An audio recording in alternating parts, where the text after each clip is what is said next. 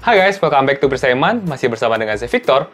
Di filter kali ini kita akan membahas mengenai sebuah pengajaran yang semakin berkembang dan semakin diminati oleh masyarakat. Namun sebenarnya pengajaran ini tuh mengandung hal-hal yang berbahaya dan menyimpang. Apakah itu? Ini adalah Prosperity Gospel.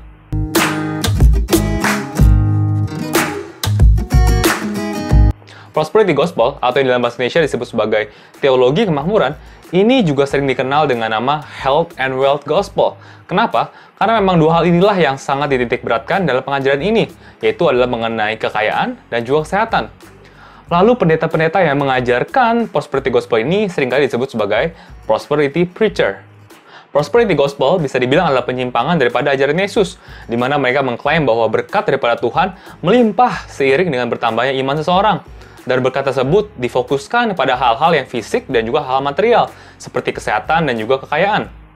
Orang yang percaya pada Prosperity Gospel memandang Alkitab ini sebagai kontrak antara Tuhan dan juga manusia, di mana apabila manusia beriman kepada Tuhan, maka Tuhan akan menjamin kesejahteraan dan juga kesehatan daripada orang tersebut.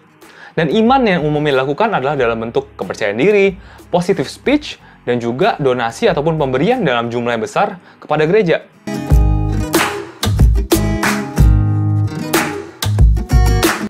Secara umum, ada 5 kesalahan ataupun penyimpangan yang sering diajarkan oleh Prosperity Preacher ini. Pertama, perjanjian Tuhan dengan Abraham seringkali difokuskan kepada hal-hal material. Perjanjian Tuhan dengan Abraham atau yang dikenal sebagai Abraham Covenant ini dapat kita temukan di kitab Kejadian 12 ayat 1-3.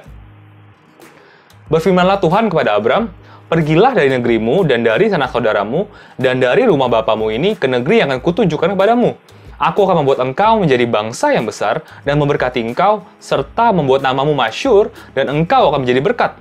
Aku akan memberkati orang-orang yang memberkati engkau, dan mengutuk orang-orang yang mengutuk engkau. Dan olehmu, semua kaum di muka bumi akan mendapat berkat." Umumnya, para Prosperity Preacher ini mengajarkan bahwa karena kita adalah keturunan Abraham, maka berkat yang Tuhan janjikan kepada Abraham juga turun atas kita. Dan berkat ini dititik beratkan pada kesehatan, kekayaan, dan juga kekuasaan. It's a misunderstanding of the Bible that if you go into the Old Covenant, do you think the Jewish people believe you should be broke? Are you saying that Jewish people appreciate money more than... Really? They believe in wealth. Some people would find that offensive. No, wait a minute now. I'm not talking about some people. I'm talking about the Bible. The blessing of Abraham. Abraham was extremely wealthy, and he had a covenant with God. It's not the Jewish blessing, it's the Abrahamic blessing. God, I get excited talking about it because I love it. Kedua, kematian Yesus tidak hanya memutuskan kutuk daripada dosa, tapi juga kutuk kemiskinan. Dan ayat yang sering digunakan untuk mendukung ide ini adalah Yohanes 10 ayat ke-10. "Pencuri datang hanya untuk mencuri dan membunuh dan membinasakan. Aku datang supaya mereka mempunyai hidup dan mempunyainya dalam segala kelimpahan." Jadi para Prosperity Preacher mengajarkan bahwa kelimpahan di sini artinya adalah bahwa kita akan melimpah dalam hal material. 3. Orang Kristen memberi agar mendapat balasan material dari Tuhan. Ayat yang sering digunakan adalah dari Markus 4 ayat ke-20. "Dan akhirnya yang ditaburkan di tanah yang baik ialah orang yang mendengar dan menyambut firman itu, lalu berbuah. Ada yang 30 kali lipat, ada yang 60 kali lipat, dan ada yang 100 kali lipat."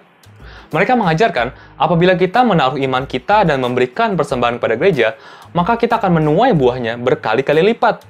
Jadi semakin besar kita memberi, maka akan semakin besar juga kita menerima balasan material daripada Tuhan. Jadi ini sudah seperti investasi saja. A financial challenge. I have news for you. It's not a problem with God. It's not a problem. That money is already there for you. It's ready to be released. All God is waiting for is your obedience. Abundance will come to you in the name of Jesus, the Son of Almighty God. For those who want abundance, $1,000. For those that want a new season, $120. You say, why? Because these are biblical commands in the scripture. Keempat, iman adalah kekuatan spiritual yang datang daripada diri sendiri dan berujung pada kemakmuran. Ayat yang sering digunakan diambil dari Matius 7 ayat yang ke-7. Mintalah, maka akan diberikan kepadamu. Carilah, maka kamu akan mendapat. Ketoklah, maka pintu akan dibukakan bagimu. Jadi umumnya prosperity preacher akan mengajarkan kepada para jemaatnya untuk berkata pada dirinya sendiri bahwa mereka makmur, mereka diberkati, mereka akan menjadi orang kaya, mereka akan sukses, dan mereka tidak akan kekurangan. Dan itu semua akan terjadi. I am blessed. I am strong. I am talented. I am disciplined. I am focused. I am prosperous. I am young. I am energetic. I am vibrant. I am radiant. I am fresh. I am fearfully and wonderfully made. I am attractive. I am getting younger. Kelima, doa adalah alat untuk memaksa Tuhan mengabulkan permintaan kita. Ayat yang sering digunakan diambil dari Markus 11 ayatnya ke-24. Karena itu aku berkata kepadamu, apa saja yang kamu minta dan doakan, percayalah bahwa kamu telah menerimanya. Maka hal itu akan diberikan kepadamu. Jadi seumpama kalau kita sudah memberikan banyak kepada gereja dan kita sudah beriman, maka Tuhan haruslah mengabulkan permintaan kita. Jadi kita bisa melihat ya, bahwa dari kelima contoh penyimpangan di atas, seringkali ayat Alkitab dipelintir dari konteksnya hanya untuk mencapai suatu tujuan tertentu semata.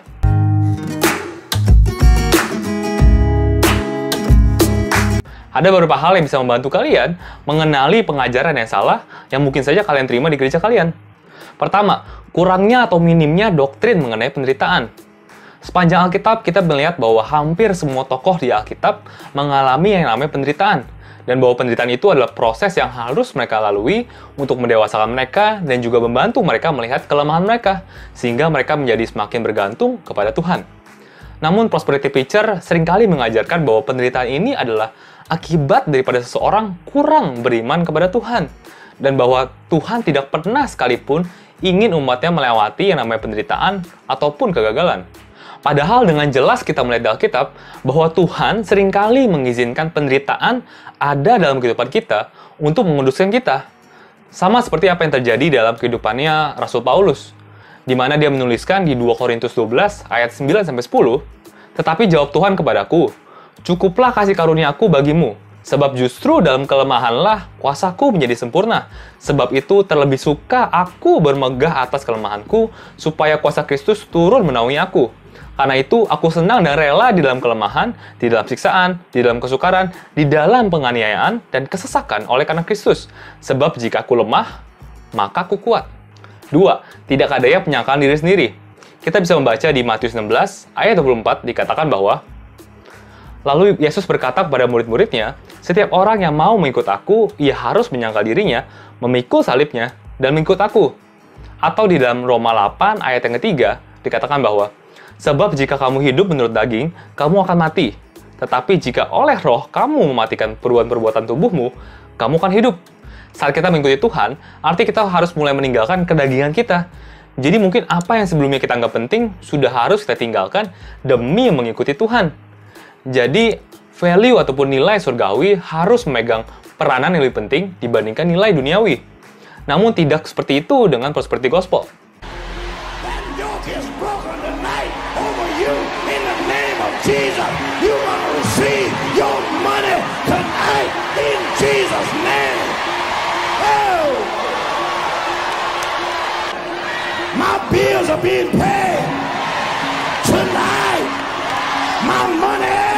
Coming to me tonight. I deny being broke. Somebody give him glory.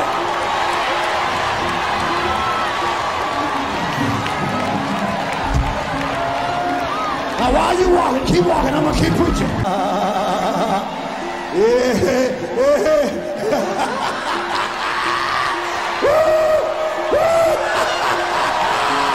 Glory. Hey, hallelujah! I better walk on this money. Woo! Woo! Woo! Woo! Get some anointing. You put some up here. Woo! Man. Woo! Put some money. Put some anointing on this money. You put some up here. You put. 3. Pendalaman Alkitab yang dangkal. Umumnya para prosperity preacher hanya mencomot potongan-potongan ayat untuk mensupport topik yang ingin mereka bawakan, tanpa membahas konteks daripada ayat tersebut di dalam Alkitab. Mereka jarang sekali membahas sebuah perikop ataupun sebuah pasal di dalam Alkitab secara menyeluruh. Umumnya bukan Alkitablah yang menjadi sumber khotbah mereka, tapi topik kemakmuran menjadi sumber khotbah dan Alkitab hanya menjadi pendukung.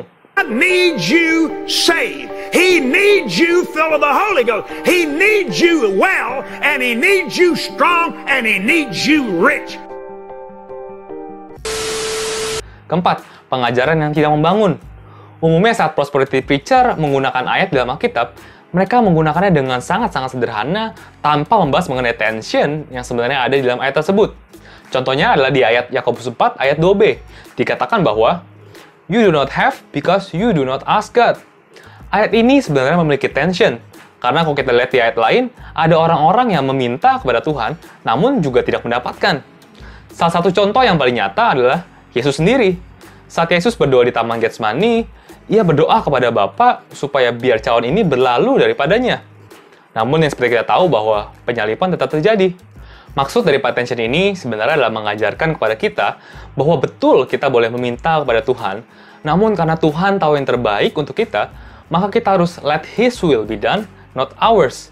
Ini pun yang Yesus ucapkan di akhir doanya di Taman Getsemani.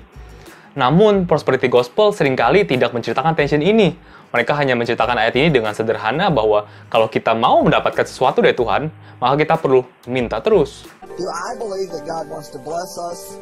Yes. But when you go to the conferences, you ask people to give money, so you say, do it cheerfully. Yeah. Because the Bible says, give and it shall be given unto you. See, giving is a major part of the whole Christian doctrine. But do you believe that if someone gives money to the ministries, that more will come back to them? Yes. Absolutely. I think that's what they mean by prosperity gospel. No, but do you worry at all that sometimes your message will be heard by someone in the most dire circumstances? It's a sort of roulette wheel, a sort of gamble with God. Okay, well, I can't pay the rent, but I'll give it to Joyce and we'll see what happens. Do you worry at all that happens? I totally know. I don't worry about that. Kelima, kehidupan yang mewah dan glamor. Prosperity preacher identik dengan kehidupannya yang mewah dan juga glamor. Mereka mengendarai mobil yang mahal, mereka mempunyai rumah yang sangat besar, bahkan jet pribadi. Yes, mungkin saja uang tersebut tidak datang daripada gereja, namun adakah ayat di Alkitab yang mendukung gaya hidup seperti itu, apalagi di tengah posisi mereka sebagai seorang pendeta? Dan kenapa mereka sangat concern dengan apa yang mereka pakai, seberapa besar rumah yang mereka tinggali, dan juga akomodasi apa yang mereka gunakan saat bepergian? Karena ini sangat berbanding terbalik dengan pelayanan Yesus yang Yesus katakan di Matius 8 ayat 20. Yesus berkata kepadanya, serigala mempunyai liang dan burung mempunyai sarang, tetapi anak manusia tidak mempunyai tempat untuk meletakkan kepalanya. This may be the most beautiful spot in the Philippines, and it's paid for by people who live on $2 a day. So how do you justify your lifestyle? I mean, your watch could probably feed 100 families for a month. If it's not God's will for me to have these things I have, you can take it away. It is God's will that we follow. If it is God's will for us to live like this, you know, you can have a broken heart looking at me, but what can you do? But Jesus, when he walked the earth, according to the Bible, lived among lepers and prostitutes. I live among them. You have a private jet. I live among them. Before I had the private jet. You're in a walled compound with mansions. Before this, I lived among these people. Like, for example, that jet that you're talking about. Do you know that in 1983, I had a revelation of that jet? That the Lord is going to give me that. Yeah. It is Him who gave me that. If it is not His will, how can I afford that? Well, big airplane. Hey, are you looking at this? Look, hey, are you seeing this?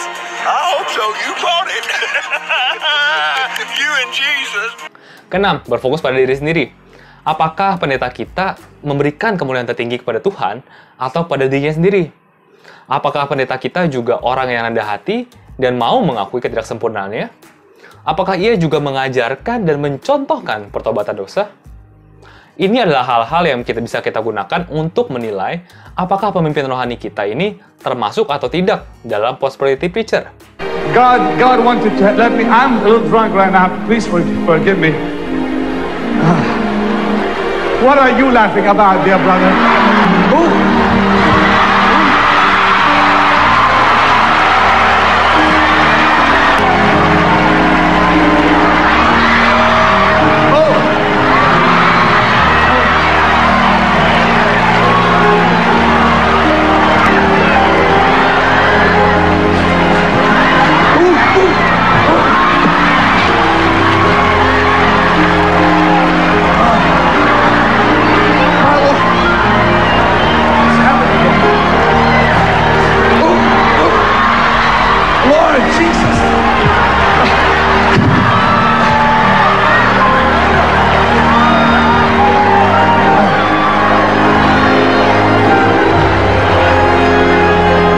power here, I'm telling you.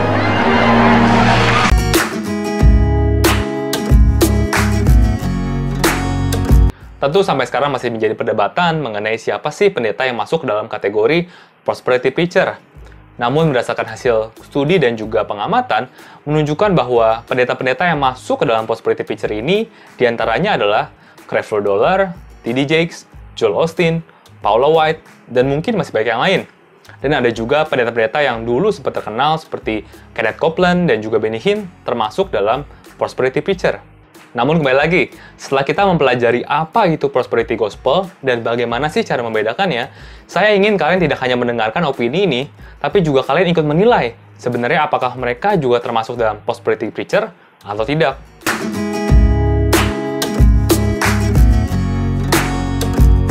Menurut saya, apabila saat ini kalian tertanam di dalam gereja yang mengajarkan prosperity gospel, hal pertama yang mungkin kalian bisa lakukan adalah kalian harus meminta pendapat daripada teman seiman kalian ataupun mentor rohani yang berasal dari gereja lain untuk bisa memberikan kalian penilaian secara objektif. Dan apabila benar, maka kalian perlu mengconsider untuk berpindah ke gereja lain di mana kalian bisa bertumbuh dengan benar. Hal ini perlu kalian lakukan karena pengajaran yang salah akan membawa pengenalan yang salah juga akan Tuhan. Dan ini tidak hanya berdampak kepada diri kalian sendiri, namun juga kepada orang-orang di sekitar kalian. Saya akan tutup dengan sebuah ayat dari 2 Timotius 4, ayat 3-4. Sebab akan sampai waktunya, orang tidak mau lagi mendengar ajaran yang benar. Sebaliknya, mereka akan menuruti keinginan mereka sendiri dan mengumpulkan banyak guru, guna diajarkan hal-hal yang enak didengar di telinga mereka. Mereka akan menutup telinga terhadap yang benar, tetapi akan memasang telinga kepada cerita-cerita dongeng. Oke guys, sekian dulu buat video kali ini. Semoga bisa membantu kalian semua untuk mengenali dan membedakan prosperity gospel. Kalian boleh like video ini kalau kalian suka, kalian juga boleh share ke teman-teman kalian yang mungkin membutuhkan, dan kalian juga boleh komen kalau kalian memiliki pertanyaan ataupun hal-hal yang bisa kita diskusikan bersama. Dan jangan lupa juga buat subscribe video ini dan klik loncengnya ya, supaya kalian nggak ketinggalan video-video berikutnya. So, thank you guys for watching, see you in another episode, God bless!